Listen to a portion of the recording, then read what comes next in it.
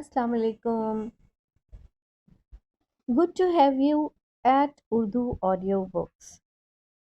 हाजिर खिदमत है कैसरा हयात का नावल ज़ात का सफ़र, एपिसोड नंबर 13।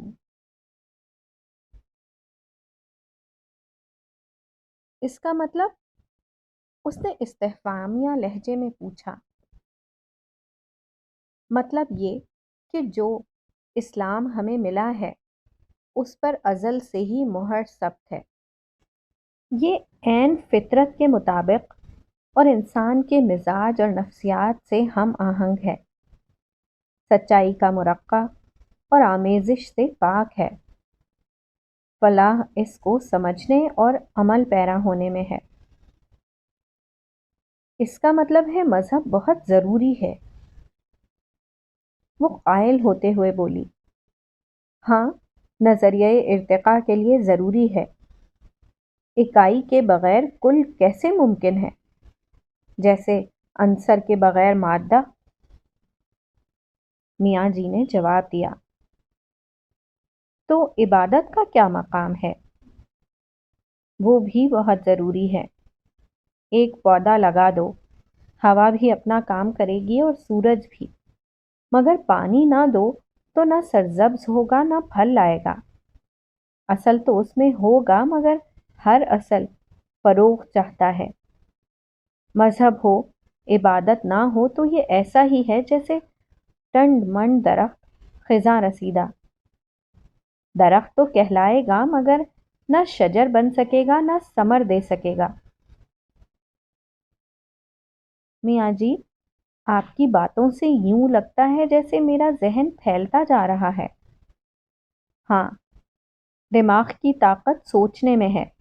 जितना ये ज्यादा सोचता है उतना ही इसका दायरा वसी होता जाता है। नई नई राहें निकलती हैं। अच्छी सोच जहन की खुराक है। वो मुस्कुरा कर बोले, अब मैं चलती हूँ, शाम हो रही है। वो उठते हुए बोली। मियाँ जी ने उसके सर पर हाथ फेरा और उसे दुआ देकर रुखसत किया। हसन उससे बहुत मायूस हो गया था। हर वक्त उसके पीछे पीछे रहता, उसको प्यार से आपी कहता तो वो खिल उठ। मिसेस तौफीक को उसका जोहा से यूं घुलना मिलना बहुत नापसंद था, इसलिए उसने हसन को कहकर उसकी तस्वीर अखबार में दी थी। उसके नतीजे में कुछ लोग उससे मिलने भी आए। एक औरत अपने आप को हसन की फुप्पो जाहिर कर रही और आदमी चचा। वो हसन को ले आई, मगर वो जाने के लिए रजामंद न थी। वो अपनी माँ के रवैये से भी आगाह थी, इसलिए उसने हसन को भेजने में ही आफियत समझी। वो जाते हुए बुलंद आवाज से रो रहा था। उसका अपना दिल भी ना चाह रहा था। वो ज्यादातर उसके साथ साथ रहता था। दोनों इकट्ठे खाते पीते, उसी के पास वो सोता था और फिर इकट्ठे खेलते, घूमने जाते। उसके जाने के बाद घर पर अजीब सी उदासी छा गई थी।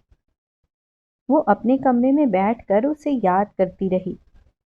उसके जाने के बाद उसे एहसास हो रहा था कि एक दो महीने में वो किस हद तक उससे मानूस हो चुकी थी। एक दो बार तो उसकी याद में रो भी दी। मिसेस तौफीक उसके इस रवैये से सख्त नालां थी। मैं आज जो बात तुमसे करने जा रही हूँ उसके बारे में अब संजीदा। मैंने फैसला किया है कि जल्द अज जल्द हसन और तुम्हारी शादी कर दूं, और अगर तुमने ये बात ना मानी तो फिर जहां मेरी मर्जी होगी वहां जबरदस्ती तुम्हारी शादी कर।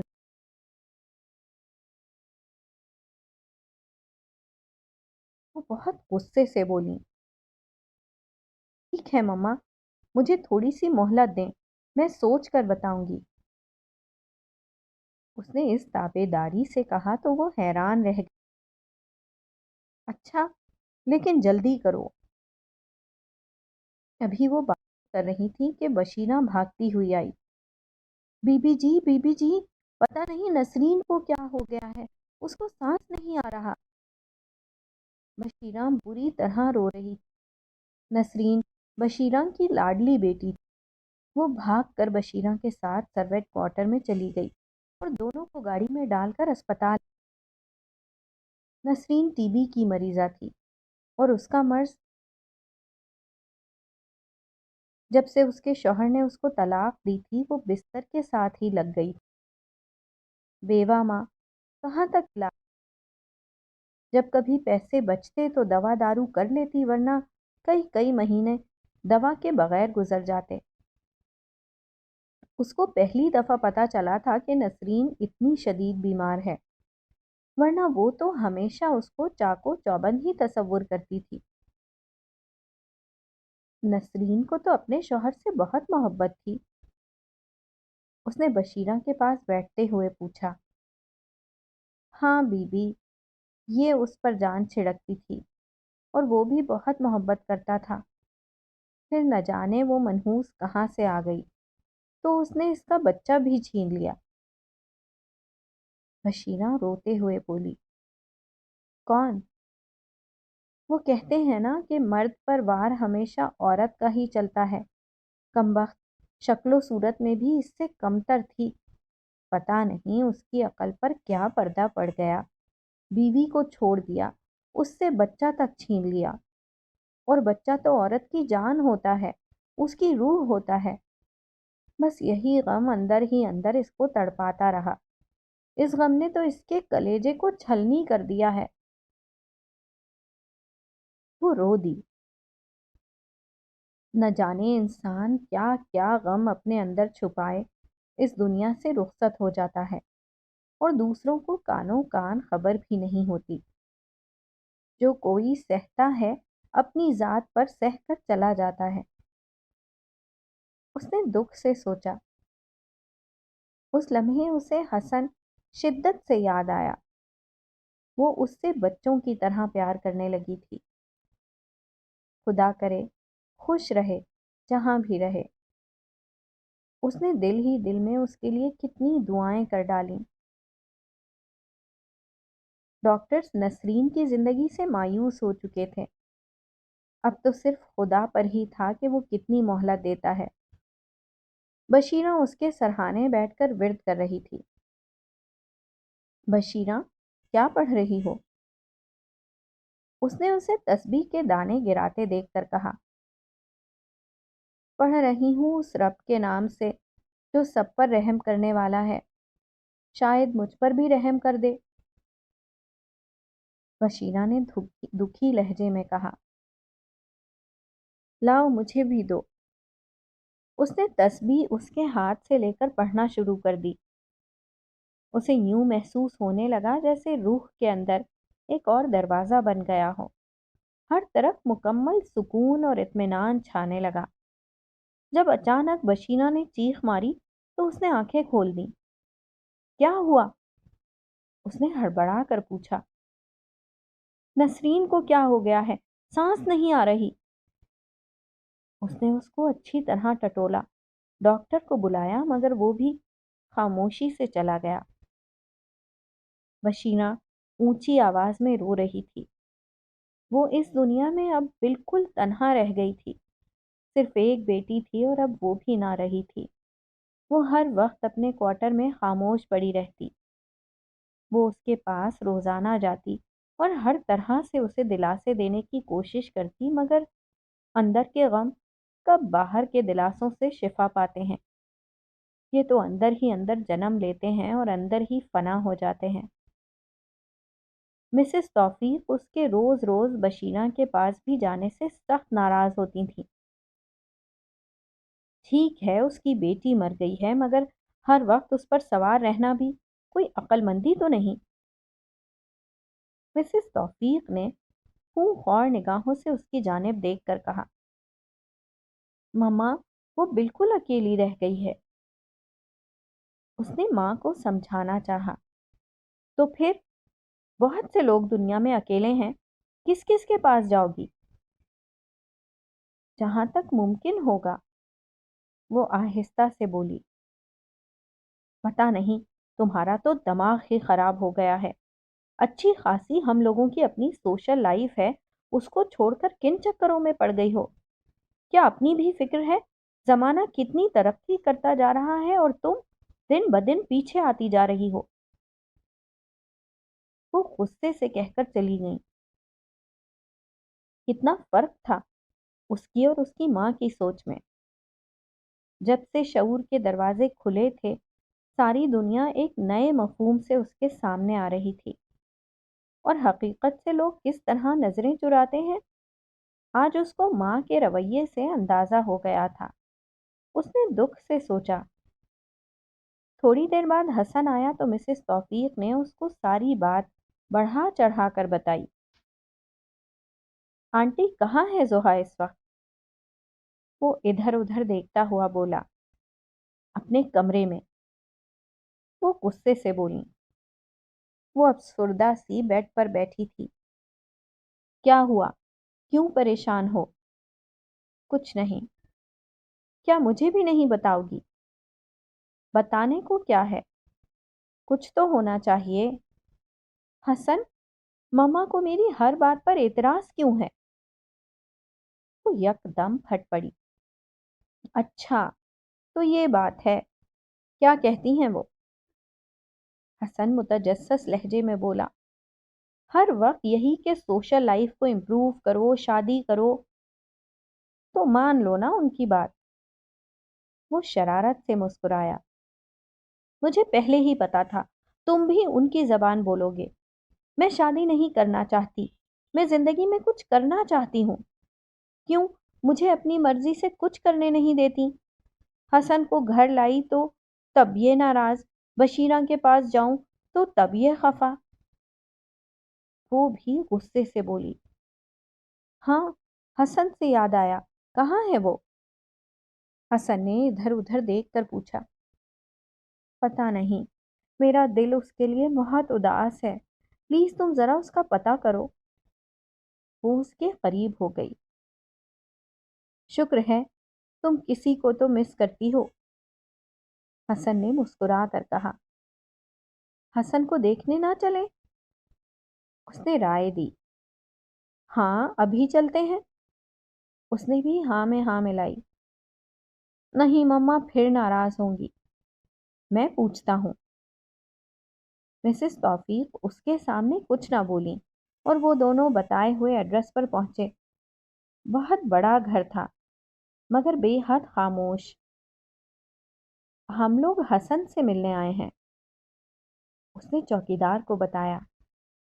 जी वो तो बीमार है। क्या? वो एकदम परेशान हो गई और अंदर की जानिब लपकी।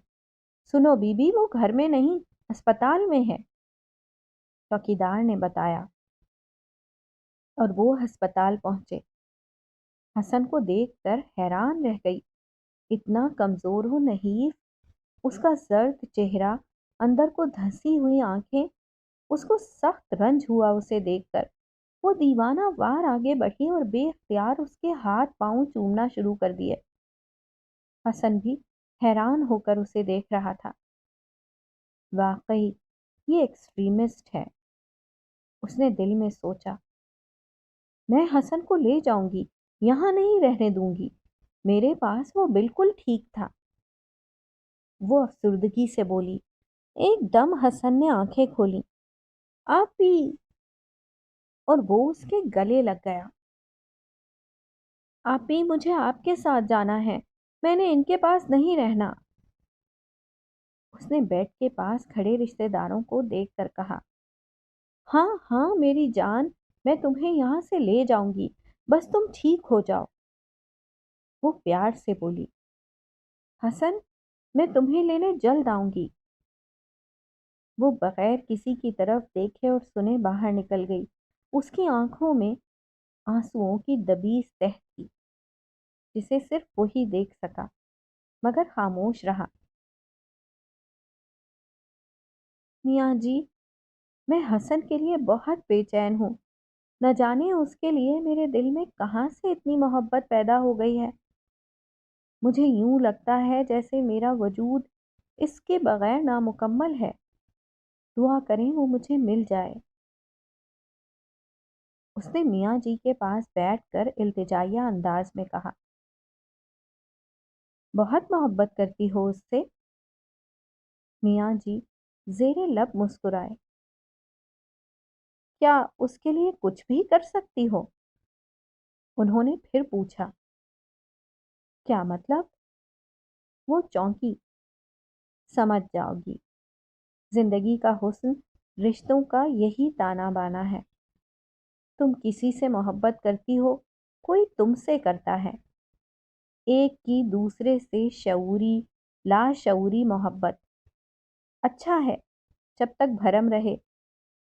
خدا محبت سے منع نہیں کرتا، وہ تو خود سراپا محبت ہے۔ مگر محبت کی بھی بہت سی اقسام ہیں، لمحاتی، وقتی، جذباتی، دائمی، جنسی، جسمانی اور روحانی، اور ایک باشعور انسان ان تمام اقسام کی محبتوں سے اپنی زندگی میں ضرور ہو کر گزرتا ہے، کیونکہ یہ سرشت میں ہے، اور سرشت کے تقاضوں کے بغیر انسان نامکمل ہے۔ فکر نہیں کرو، سب پتہ چل جائے گا۔ اپنے موضوع کی طرف آؤ، ابھی بہت سی نامکمل باتوں کو مکمل کرنا ہے۔ پوچھو، کیا پوچھنا چاہتی ہو؟ وہ ہر دفعہ سوالات کی ایک اسائنمنٹ لے کر ان کے پاس آتی تھی، اس لیے انہوں نے پوچھا۔ ہاں، پچھلی دفعہ مذہب کا تصور تو آپ نے واضح کر دیا، مگر مذہب کو قدیم کہہ کر جھٹلایا کیوں جاتا ہے، اور سائنس کو جدید کہہ کر اپنانے کی روش جو چل نکلی ہے، تو اس میں دونوں کا آپس میں کس حد تک تعلق اور واسطہ ہے؟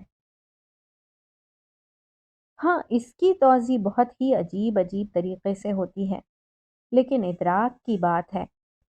سمجھو تو سب کی بنیاد ایک ہی ہے۔ مذہب، جیسا کہ میں نے تمہیں بتایا کہ یہ اصل میں نظریہ ہے، ارتقاء کی طرف سفر، لیکن درمیان میں ایک انتہائی اہم موڑ یا موضوع کہہ لو، وہ بھی اہم ہے، اور وہ ہے فلسفہ۔ کچھ لوگ مذہب اور فلسفے کو جھٹلاتے ہیں، لیکن سائنس کو اپنانا چاہتے ہیں، حالانکہ فلسفہ حقائق کو عقلی دلائل سے ثابت کر کے ان سے منطقی نتیجہ اخذ کرتا ہے۔ لیکن ایسا کیوں ہوتا ہے کہ جب بھی کوئی معمولی سی بات کو شعوری اور منطقی طور پر ثابت کرنے کی کوشش کرتا ہے، اس کی بات کو فلسفہ سمجھ کر جھٹلایا جاتا ہے؟ کیا فلسفہ زندگی میں اتنا ناقابل قبول ہے کہ لوگ اس سے بوریت محسوس کرنے لگتے ہیں؟ اس نے حیرت سے سوال کیا۔ ایسی بات نہیں۔ اصل میں جب عقلی توضیحات اور ترجیحات کسی چیز میں شامل کی جائیں تو عام فہم شخص اس کو قبول کرنے سے ڈرتا ہے۔ جیسے سیلاب کے آنے سے پہلے لوگ حفاظتی تدابیر سوچنا شروع کر دیتے ہیں، اس کے آنے سے ڈرتے ہیں، چاروں ناچار اس کو قبول کرتے ہیں، لیکن جب یہ چلا جاتا ہے تو کچھ نہ کچھ ضرور دے کر جاتا ہے۔ میاں جی نے آہستہ سے بتایا۔ مگر سیلاب اپنے ساتھ بہت کچھ بہا کر بھی تو لے جاتا ہے، اور پیچھے صرف تلخ حقائق چھوڑ دے آتا ہے۔ ہاں، فلسفے میں بھی ایسا ہی ہے۔ یہ عام سوچ کو بہا کر لے جاتا ہے، اور سوچ کو نئی جہت اور دھارا بخشتا ہے، لیکن ساتھ ہی ساتھ کچھ تلخ حقائق اور مضطرب سوچیں بھی چھوڑ جاتا ہے۔ میاں جی نے پرسکون لہجے میں جواب دیا۔ تو پھر کیا فائدہ؟ اس میں ڈوبنے سے انسان کو پرہیز کرنا چاہیے۔ نہیں، ہر چیز کی افادیت ہوتی ہے۔ جو چیز شعور کو شائستہ اور قابل قدر بنائے، اس کو ضرور اپنانا چاہیے۔ جس طرح آگ جلانے سے پہلے ہی یہ نہیں سوچنا چاہیے کہ آگ کس کس چیز کو جلائے گی، یہ تو بات کی بات ہے، اور انسان پر منحصر ہے کہ وہ آگ کو زیادہ جگہ نہ گھیرنے دے اور بہت زیادہ چیزوں کو راکھ کا ڈھیر نہ بنا دے۔ اور سائنس؟ اس نے پھر سوال کیا۔ مذہب نظریہ ہے، فلسفہ نظریے کو عقلی دلائل سے ثابت کرتا ہے، اور سائنس تجرباتی طور پر ان حقائق کو جانچنے اور پرکھنے کی کوشش کرتی ہے۔ سائنس بھی ذات کے عرفان کی جانب ایک اہم قدم ہے۔ کائنات کی تسخیر اور انسان کا فاتح ہونا قدرت کے معجزوں میں سے ایک بڑا معجزہ ہے۔ سائنس نظریات اور دلائل کو عملی طور پر ثابت کرتی ہے، لیکن سائنس کو مذہب سے ہمیشہ علیحدہ کیوں سمجھا جاتا ہے؟ اس نے سوال کیا۔ زحا بی بی، دراصل یہ رویوں میں تضاد کی وجہ سے ہے۔ لوگ سائنس کو جدید اور مذہب کو قدیم سمجھتے ہیں۔ سائنس کو ترقی اور مذہب کو قدامت پسندی کی علامت تصور کرتے ہیں، حالانکہ سائنس تو خود ہاتھ پکڑ کر قدرت کی طرف لے کر جاتی ہے۔ بلکہ بعض مقامات تو ایسے ہیں کہ جہاں سائنس لے کر جاتی تو ضرور ہے، مگر جب بے بس ہو جاتی ہے تو قدرت کے حوالے کر دیتی ہے، اور پھر قدرت اس کا جواب دیتی ہے۔ لیکن قدرت جب عقلی دلائل شروع کرتی ہے تو انسان عملی اور تجرباتی ثبوت مانگتا ہے، اور اس معمے کو معجزہ جان کر حل کیے بغیر ہی لوٹ آتا ہے۔ مثلاً سائنس کہتی ہے کہ ابتدا میں یہ کائنات یوں ہی تھی، کچھ بھی واضح شکل میں موجود نہ تھا، نہ آسمان نہ زمین، یوں جیسے کھولتے ہوئے سیاہ مادے کا سمندر، صرف توانائی یعنی روشنی کا وجود تھا۔ اسی نے بعد میں مادے کی شکل اختیار کی۔ یہ مادہ ابتدا میں گیس یا دخان کی شکل میں ظاہر ہوا، بعد میں اس میں سے بادلوں کی طرح ٹکڑے ٹوٹ ٹوٹ کر قدیم وجود میں آئے، جس سے کہکشائیں بنی۔ اس عمل کے لیے بھی دو طریقے بیان کیے جاتے ہیں، ایک کائناتی جوہر کا اور دوسرا حالت قائمہ کا۔ پہلے نظریے کے مطابق شروع میں ایک بہت بڑا جوہر تھا، جس میں الیکٹران اور پروٹون منتشر حالت میں ٹھسے ہوئے تھے۔ پھر ایک دھماکے کے ساتھ یہ جوہر پھٹا اور مادہ پھیل گیا۔ الیکٹران اور پروٹون کی ترتیب قائم ہوئی، جس سے گیسی مادہ تیار ہوا۔ دوسرے نظریے کے مطابق توانائی سے رفتہ رفتہ مادے کی شکل اختیار کی اور قدیم وجود میں آئے۔ یہ سلسلہ اب بھی جاری ہے اور کائنات میں وسعت پیدا ہو رہی ہے، اور یہی قدیمی عمل انجمات سے ستاروں کی شکل اختیار کر گیا۔ پھر ان ستاروں میں اشراق کا عمل ہو کر سیارے بنے، جس میں سے ایک سیارہ زمین ہے، جو نظام شمسی سے مربوط ہے۔ اب توانائی یا روشنی کا مرقع یا ماخذ کیا ہے، یہ روشنی کہاں سے آئی، سائنس اس کا جواب نہیں ڈھونڈ سکی۔ البتہ قرآن اس بارے میں کہتا ہے کہ ارض و سماوات پہلے ملے ہوئے تھے، پھر ہم نے انہیں جدا کیا اور پانی سے زندہ چیز پیدا کی۔ اب سائنس پھر یہاں سے اس چیز کی تصدیق کرتی ہے کہ یہ ممکن ہی نہیں کہ پانی کے وجود سے پہلے حیات کا ظہور ہو سکے۔ اب حیات کی تخلیق کس طرح ہوئی، وہ بھی پہلے طریقے کے مطابق کائنات کی سماوی اور ارضی اشیاء کی اصل دو امر ہیں، مادہ ایتھر اور اس کی قوت یعنی حرکت، اور عناصر حرکت کے ذریعے مادے کے اس اجزاء کے اجتماع سے پیدا ہوتے ہیں جو کہ شمار میں 60 سے بھی زیادہ ہیں، اور عناصر کے مجتمع ہونے اور خاص طور پر ملنے کی وجہ سے معدنیات اور جاندار اجسام وجود میں آئے۔ اب یہ کیسے وجود میں آتے ہیں، اور ان کی بنیاد ایک قسم کا زلال مادہ ہوتا ہے جو نہ تو بالکل جمع ہوتا ہے اور نہ پتلا، بلکہ ان دونوں کی درمیانی حالت رکھتا ہے، جس کا نام پروٹوپلازم ہے۔ اب اس کے کیمیائی اجزاء oxygen, hydrogen, carbon, nitrogen, phosphorus, sulphur, chlorine, calcium, sodium اور میگنیشیم وغیرہ بھی دریافت کر لیے گئے ہیں، مگر انتہائی کوشش کے باوجود پوری دنیائے سائنس ان اجزاء و عناصر کو باہم ملا کر پروٹوپلازم بنانے میں کامیاب نہیں ہو سکی۔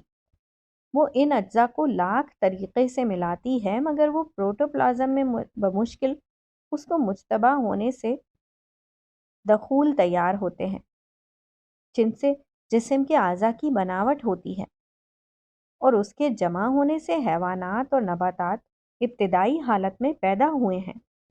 سائنس قدرت کے ان چاروں قوانین کی تصدیق کرتی ہے، جن کے مطابق تمام نباتات اور حیوانات نمو پاتے ہیں، پہلا قانون تباین افراد ہے، جس میں کوئی فرد مکمل طور پر اپنی اصل کے مشابہ نہیں ہو سکتا، بلکہ ان تباینات کے نر اور مادہ کے ہوتا ہے۔ دوسرا قانون فروغ ہے، جس میں جدا گانہ خصوصیات اختیار کرنے کے علاوہ تباینات یا خصوصیات کا منتقل ہونا ہے جو وراثت کے قریب ہے۔ اس کی وجہ سے افراد میں کوئی قوی، ضعیف یا کمزور ہوتا ہے، کوئی خارجی صدمات کا متحمل ہوتا ہے اور کوئی نہیں۔